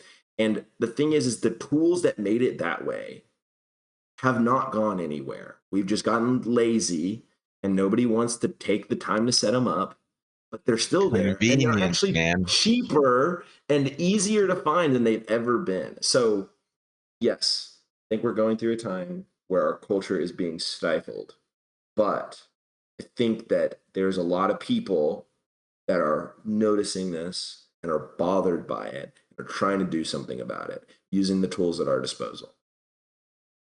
So it's complicated. It is I don't complicated, think and I don't think Nietzsche would be ready for the internet. that's what I was gonna say. Is like I think the big caveat in this and why it's kind of different from what we're reading is because of the internet, because of how freely and easily information can be dispersed on a large scale. But dude, I mean, if you haven't looked at the book ban list, it is crazy. It is I don't even want to crazy. know. I don't even I want to know. just in the A's, Attack on Titan. They're Banned? banning Attack on Titan. Dude, Banned in like the US? Yeah, Really? Schools. crazy. banned from where? From schools? I think so. Yeah. That's wild. That's cray cray. I think the Bible is in there too. Funny Yeah, enough. the Bible is in there somewhere. It's like a version of the Bible, but they hate some specific sect of Christianity. I think Crazy. They're so like, yeah, this is just a quick continuation. They're so bothered by it that it's led them to look for ways to take it back. is the internet an empire or a nation? Now that The is internet, a the internet is like, very I feel like It the would have to internet's be a like medieval civilization. times. that's an abstract question right there. That's a very abstract I Yeah. think question. I think the internet is medieval Europe, actually. Medieval Europe, like serfdom Europe? No, like principalities and kingdoms. Like you have large kingdoms. But you also got some like independent nations here and there, some independent principalities here and there. Mm-hmm. And then a kingdom, farther you get out of the kingdom, the less the kingdom is like really like checking on what these guys are doing, what these towns are doing. But Mm-hmm. the closer to the kingdom, the more the kingdom's like watching you, what you're doing and Failing, stuff like that. controlling. Yeah. Mm-hmm. So we're not at empire yet, but it's clear that there are people No. who want it to be empire. There's I'd people who are almost working say towards that it. the internet is the Roman Republic, man. Like you got your city states, Okay. like you're saying, but eventually, like all roads lead back to Rome, and that Rome is Google and YouTube. Yeah. All roads Hey lead Google, to man. TikTok. YouTube is Google. Yeah. Yep. ChatGPT. Oracle. Shit. Yeah, and then there's ChatGPT is Egypt. It's the breadbasket for everybody. Got the Silk Road in there somewhere. Oh yeah. Well, okay, but then what about like the Chinese internet? That's like an empire, I would say, Yeah, because they that's have just like their China. everything app. that's That No, China. hasn't but changed. Yeah, there's the Silk Road is leading to China. Chinese YouTube, yeah, Chinese Google, all that. China, dude, Chinese history is actually so interesting when you think It about them is in the context of fascinating. It is everything else really that's cool. happening in the world. It's like all this Yes. stuff's going down to Europe, and it's like China's just like doing their own thing. Like, They just have an awesome. empire, then next empire, then the next Yes. empire, Yeah. and the And that next one Yeah. empire. explodes, and then the next one comes in. But it's all Yeah. just China, Yeah. Yeah. China's just Yeah. doing their own thing. Always have Yeah, been. that their internet is like very similar in that way. That's weird. That's weird to think that their version of the internet evolved in the same way, where it's like there were all these competitors, but now they're all on one homogenized platform, and now everything there is done with their like. It's all because they have the identity verification thing. That's really what brings it all together. We have to stop this from happening. We can't let the ID verification thing happen. Go everywhere. That will be the age of internet empire, because that's when they can link you, all of your little guys in all the different states can be linked under one guy. You know what I mean? That's Palantir, man. That's what they're for some doing. time. Fucking what is it? The Eye of Morbius or some shit like that. It's crazy that they literally name it after like evil stuff in Yeah, the Lord of the Rings. yeah. Isn't that crazy? Like not Yeah, hiding. good. They're not hiding it. Then No, Ring's doing this whole thing now where they can link into your Yeah. Ring that's doorbells. crazy. It's dude, because it it's so weird. It's so weird because I know that to be able to record or get access to the videos that Ring takes, you need to pay a subscription, right? You need to pay to actually get access to it. But that may lead you into this false sense of, oh, so they're not recording anything. It's like it's not doing anything when I'm not paying. But no, it's recording No, everything. It has everything. You're it's paying to just recording get everything. access. Yeah, Yes, it's yeah. That's recording got it. everything, and they own the recordings, and you have to pay to get access to the thing that they own, which is all the videos they've taken outside your doorstep. Yeah, I never installed my Ring. I got this like for Christmas, like forever ago. It might just stay in this box forever now. I'm not gonna That lie. might be the move, man. Yeah, I would not touch that thing It with a might 10-foot never pole. come out. It's I'm recording glad right I was now. too lazy. It doesn't have No, electricity going, but it's recording. no, that thing is running off of its own nuclear reactor, man. Ring is ahead of its time. That's funny. Just the Ring camera, all right? The one that you have to charge to get your videos, that one is that one's separate. Well, Yeah. Did you? Well, yeah. Let's get back to the book. Maybe. I was about to take us On a even bit of a further tangent. off topic. Well, it's interesting conversation. I think this all kind of Is. it weirdly all leads to Well, okay. Nietzsche. To Rome. here's one thing I Well, was going to I ask. can get us back. I can get us back to the book from the conversation. So you have the internet, right? And there's all these like sources of information, and a lot of the information is coming from people who aren't necessarily like educated. They're just teaching you things. You know, think of your Andrew Tates and your Joe Rogos. You know, Joe Rogan's. But don't forget and the new kid on the block, the curriculars. I don't want to know about him. I'm hearing the name. I You don't want don't. to know. You don't. I You haven't heard don't. this I You name don't really want yet. to know. All I know is that he don't. mobbed Andrew Tate. That's all I need to know. Yeah, I guess that's all I But need to know too, honestly. Yeah, no. He's just a quick little tidbit. He does meth so that he looks better. oh, okay, cool. Wait, Yeah, I know, can you That's a very weird. repeat really that good idea. one more time? Can you repeat that one more time? Because So I don't he think is. I. I want you to all know that he's a 19-year-old child. I think he's still a kid because I still consider myself. I mean, even Nietzsche says at 30 years of age, a person is a beginner. Fire, by the way. I'm just talking. Yeah. Yeah, I was gonna. Like, yeah. A 19-year-old kid, he decided to start smashing his face with a hammer so that it builds up his bone muscles. He shoots meth so it's a stimulant so that he loses weight. He's got a lot of plastic surgery done, and he started this big trend of looks maxing, which I know y'all have probably heard about, Ewing and all Oh, that. But he started that. he didn't start it, but he's taking it to another level, and it's people, kids are idolizing him, and it's just.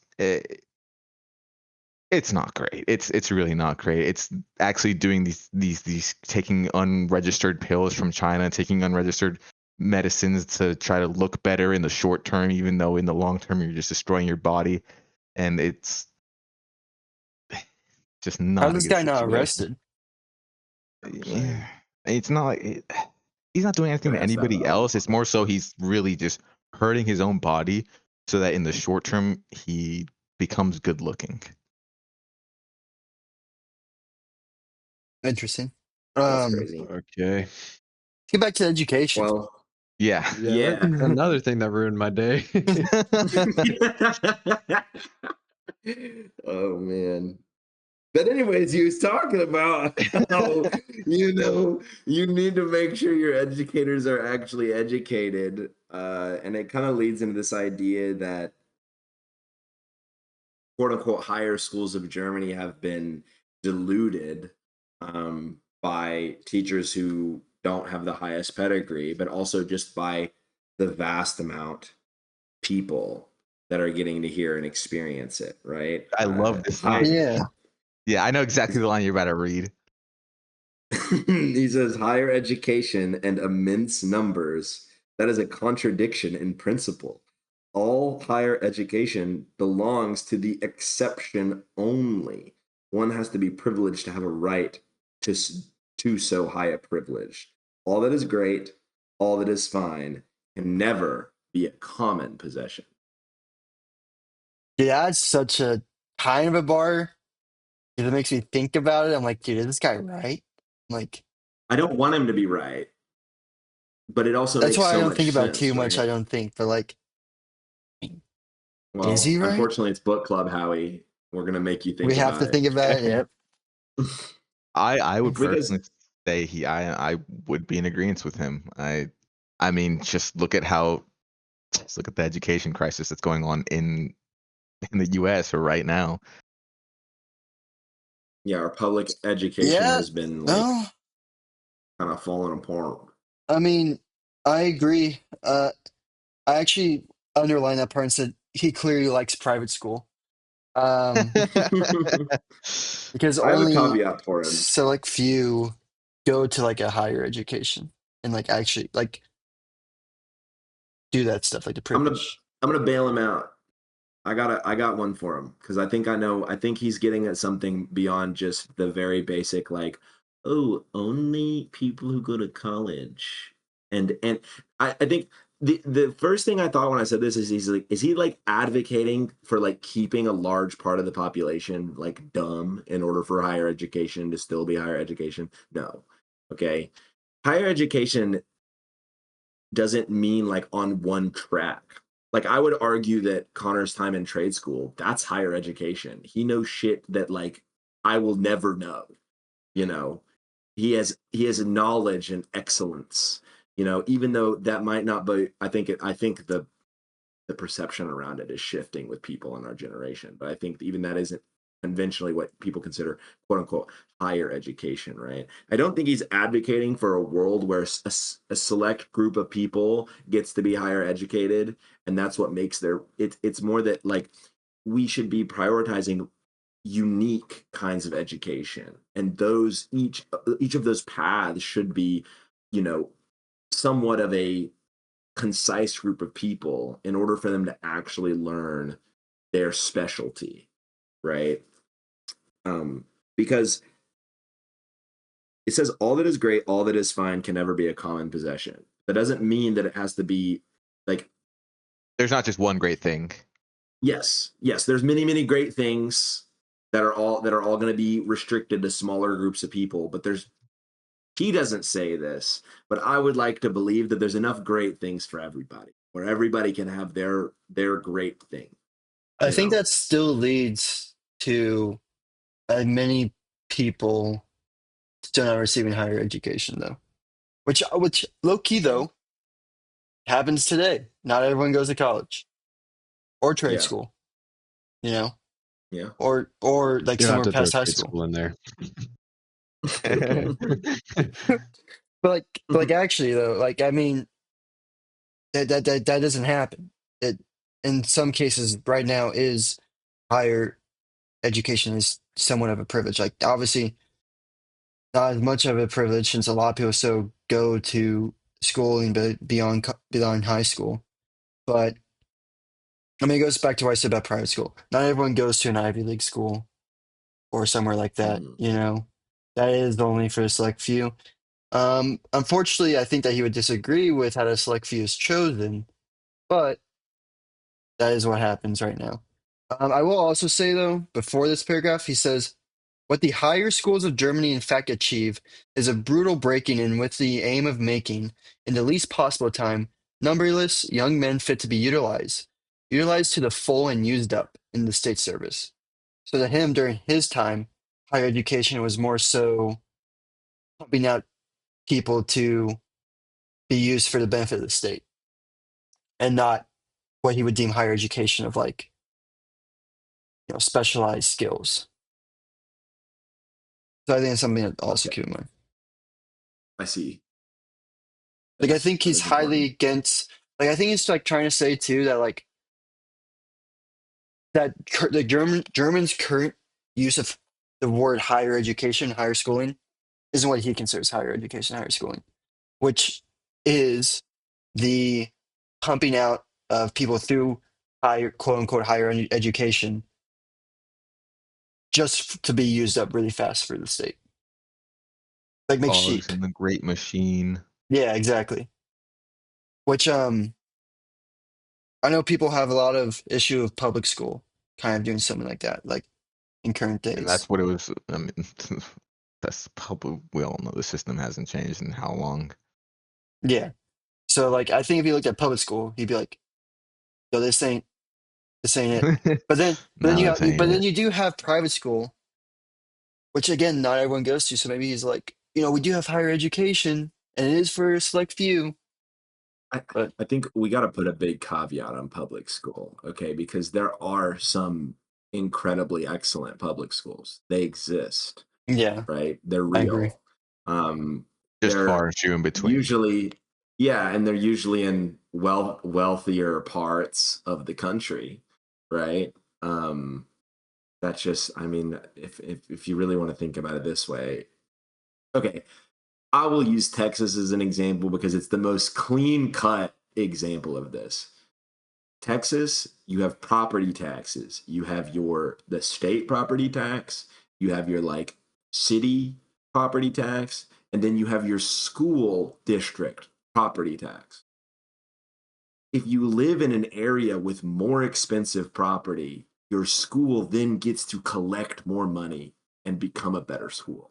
So, of course, all the wealthiest parts of Texas have all the best private schools because those are the schools, or all the best public schools, because those are the schools that have the most money, right?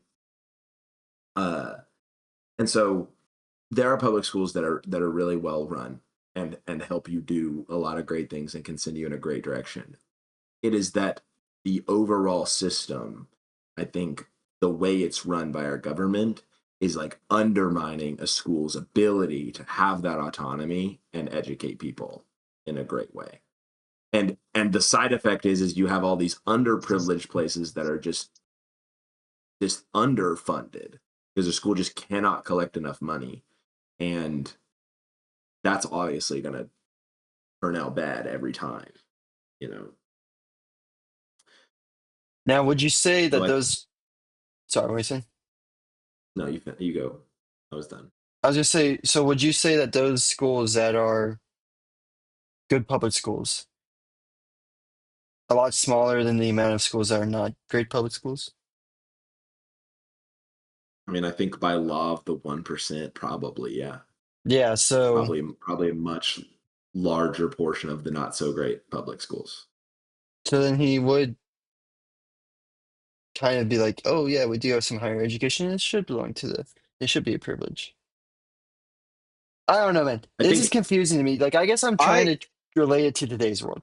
Is what I'm trying to do. yeah,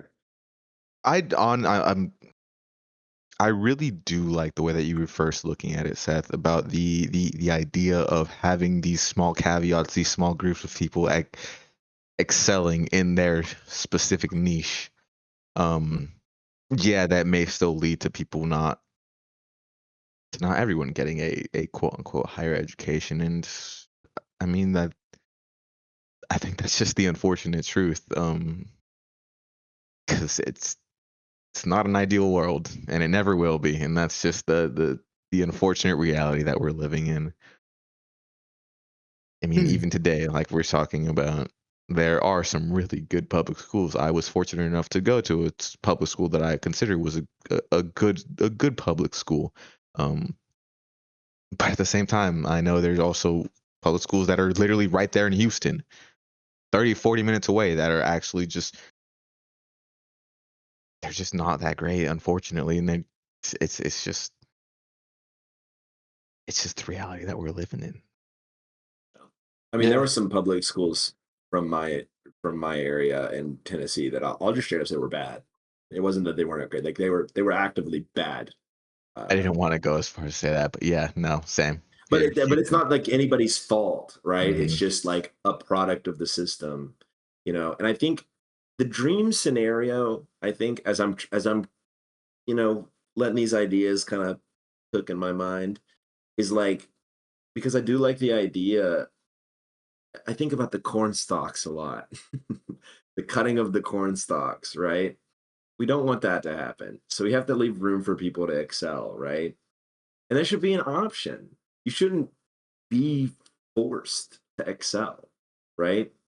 You should be able to go, you know what? I think I like being a garbage truck guy. Like, I like doing that. I want to do it. You should be able to do that and it support you and your family, right? And then if you want to excel and have more, feel free. That's the dream scenario in That my is the dream mind. scenario. Because I think some people look at like the fact that there are jobs that are like less desirable, and their solution right now is automate them all. Just don't even let a human do them. If they suck so much, just have a robot do it. But there's so many people that are supported, quote unquote, because they're not getting paid enough by those jobs. So you can't just eradicate them. You know, I don't know. It's a hard like balance to strike. And I don't think Hey, we've ever done it in the history of our species. I'm happy with people wanting to go to college rather than go to a trade school because that just means I get paid more money. because I am more Yeah. enticing. Yeah. I, Yeah. I like your idea though, Seth, about how a lot of there could be a lot of schools that are specialized, and only a few go to each school because they're specialized, and because Mhm. only a few people can go to each one because they have that kind of skill level or privilege to be able to go to each one. Yeah. Or just that drive, And that ambition Yeah, yeah. to I want to And mean, because go. it's a and I think people with drive and ambition are exactly who Nietzsche would consider privilege. Actually, yeah, I think that's what he's trying to say here. I don't think he's saying that it should be only rich people. I think when he says privilege, it's like the people who really want it, not people who are just people who like, follow their I think, instincts. yes, I think college is actually, I think the current American college like system and culture around college is exactly what he hates so much. There's so many people who are just told to get a degree, and so they go and do it because it's what people do. Those people aren't, like, which that's a whole different conversation about It's a like great idea. education in high school, about like what degrees actually can get you, and like, this is besides the point. But the point is like, I think he would see this, he would see the like five people sitting next to me in my engineering classes who are just doing this to make money and do not give a shit about physics at all. In fact, they hate every day they're in class. That would drive him nuts. That's like the exact kind of people he The doesn't taming want of here. man. Yeah. Yeah. That I think more than anything, what he's trying to say is like a merit-based society. I think that is the ideal. Like if someone's good That's at what something, they yeah. should have access to that higher knowledge. Yeah. That's a great point, Seth, where people just go to school, which I also disagree with that. Like people just go in school just to get a degree because that's what everyone tells them. And I think that's like basically what he's saying here too, right? With the German higher schools, is that it's they're just churning out people to be Yeah. used to just tell them get a degree. We're going to use you up. Now you got a degree. We're going to like put you to work and stuff like that. And that's exactly what he's saying. And that's not to say that like, there are people who can't go, but maybe they just go to higher education like later in life once they've like come to a more stable point in their lives to figure out that drive, that motivation of what they want and what they actually want to do, and not just like are going for the sake of going, right? Maybe. I hate um I really wanted to get a college degree and be a history professor, but not enough money. So the idea that there's people that are going to get a degree just because their parents said they had to get a degree does piss me off a lot. Yeah. Yeah. Yep. Pisses me off a whole lot. But I'm lucky I did find something that I enjoy and that it pays the bills I'm good at. So maybe Right. it was the path I was supposed to go down. But it would be nice to work in AC. I mean, Yeah. you do work on AC. Yeah. I work on Yeah. AC. Once you I get don't that ever get thing, to work once you in get it. that thing going, right? It's all right. Dude, that's Once you get actually it working. crazy. You're Just change there one because letter, man. yeah. Well, It's it's the like irony he's of my there job. because I didn't think about that. You're there because it doesn't work, and the moment you get it working, you leave.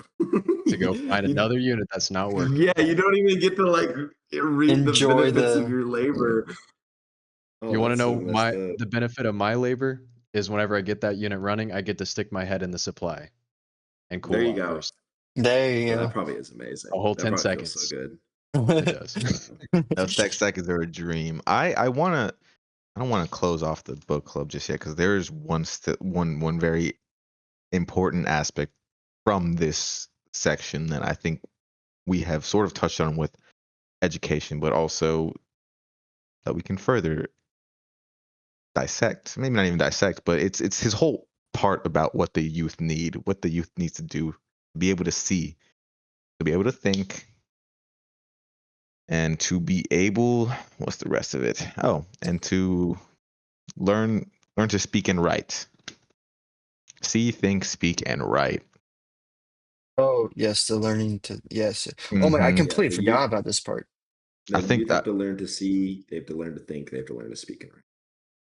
Can I say this one passage before we move on, real quick about the education stuff? Before we go get for into it. the thing. I mean, Oh I feel yeah, like this ties in together because this is education. This is that higher Yeah. privilege. This is that ambition. This is that want of knowledge, and to be able to actually formulate these thoughts and have deeper thoughts about everything that you see and all the data that you're receiving from the world. yeah.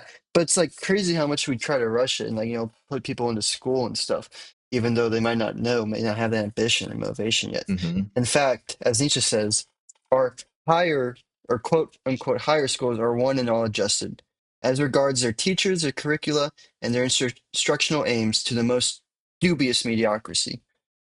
And there reigns everywhere an indecent haste, as if something has been neglected. If the young man of 23 is not yet finished and ready, quote unquote, does not yet know the answer to the quote chief question, unquote, which calling?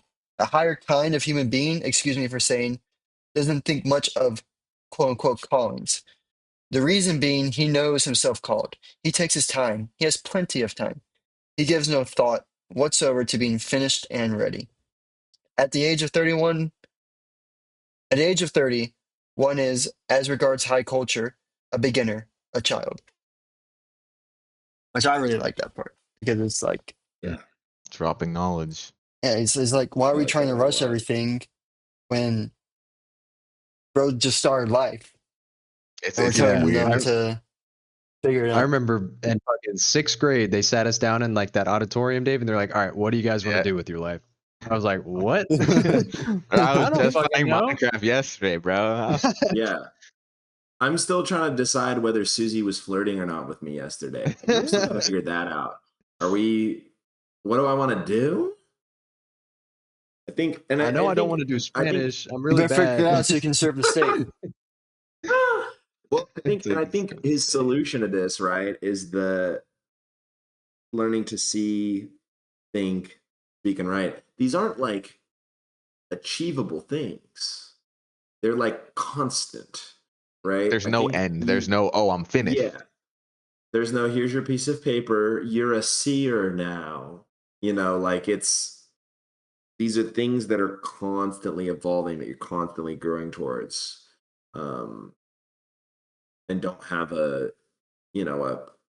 goal, a measure of success, if that makes sense. Which Yeah, I I have want to to make take an a. eye test every year. I've actually I need to hop on mine, bro. I'm pretty sure I missed my due date. Dude, Um, it's been 4 years. Jeez. um, I do want to make a quick note though that he mentions that this is like the schooling in spirituality, which we didn't touch on this before, but he was saying that was like a big thing that the Germans also like was spirituality and how it seems like he's puts quite an emphasis on spirituality, which we've seen in the past too, actually, with like the idea of like the whole and one. I remember when he gave that quick like allusion to like that he believes in the whole and one. And so I think it's really weird as well for like someone who seems to be such a like a hardcore atheist to like still have a decent belief in spirituality. Um, but yeah, I just want to bring that up before we hop into this to learning to see. Well, I guess we can start with learning to see. What is he speaking here? What did we get about what that is? It's a strong willpower in the unphilosophical language. Which really love the way he categorized will. The ability to Yeah. defer decision. Yeah. Really to take a second before like literally to see. Like literally you see, take everything in Yeah. prior to making a And then decision. decide. Oh Not man, You really that's not should have good. just left the. Go ahead. I was gonna say it's that idea of not of being able to not be stimulated by stimulants. Yeah. All Okay. unspirituality, all vulgarity is due to the incapacity to resist a stimulus. One has to react. One obeys every impulse. Which, by the way, I would say is instinct, but we already know this Yeah. guy likes instinct. So I think his word for instinct's a little bit different than impulse here, right? When he Yes. thinks is instinct. Yes. I think I mean, I think we kind of nailed it there. I don't even know if there's more room for discussion. I think that I do like this last part though. He says to throw oneself among other people and other things. In short, vaunted modern objectivity is bad taste. It is ignoble par excellence. Um, it's like the idea. It just goes back to again how he hates like the idea that there's like a good and a bad and it's a clear cut thing. Is like he wants to explore nuance and the idea that there's objective, there's truth, there's like this simple idea um, is in bad taste.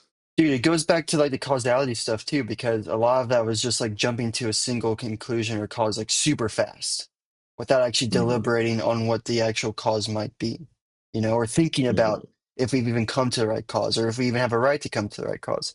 So much of that is Mm-hmm. tied to this thing of like waiting to react, like so much of his ideas. Yeah. Speaking of thinking, Yeah, he I was says reading. learning to think, people have no longer any notion of it in our schools, even in the universities, even among philosophical scholars themselves. Logic begins to die out, alike as theory, as a practice, and as a profession. His idea of thinking as a profession, he has this long metaphor that is like drawing parallels between thinking and dancing. It's something that you have to learn to do. You need to be nimble. You need to like, you know, Able to change the beat of your feet real yeah, fast.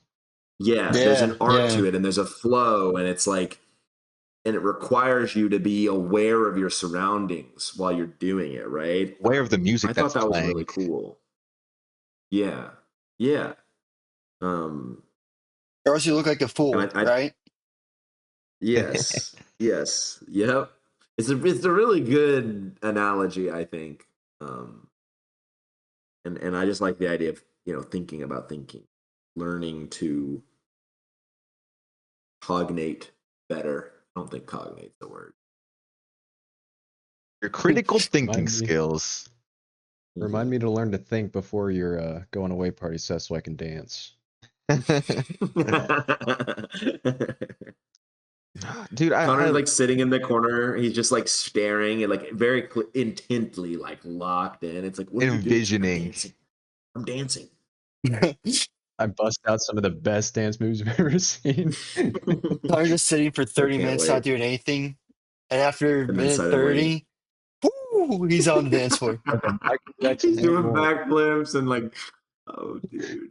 Spinning on his head. Oh, man.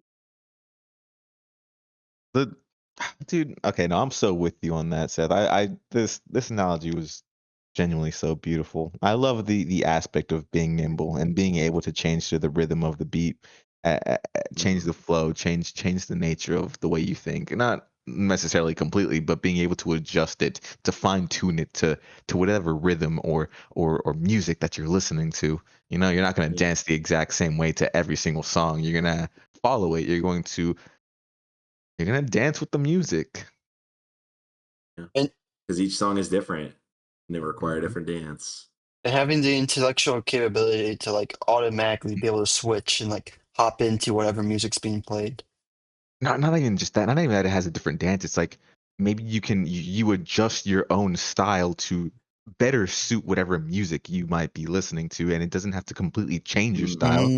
It's just Mm, Mm. it's a fine tuning of it, a fine hmm tuning of your Yeah. thinking. That's that's so true because like you should always try to keep your identity for sure, Exactly. even if you Yes. have to Yes. alter it. Yeah. It's still an That's so expression of so you. true. Oh, wow. You really nailed it with that one. That's a Yeah, good Yeah, one. just like speaking and writing. that one. Yep. You know, Yep. you have to Which know is your like, I audience think like for that stuff, him, and then you still say yeah, your piece. expressions of your thought. It's like to him, it's not enough to think. Like the true power comes in spreading those thoughts. Spreading might not be the right word, but like expressing those thoughts to other people around you, Yeah, in a right? correct way. Nimble. You have to be nimble with your writing. Yeah.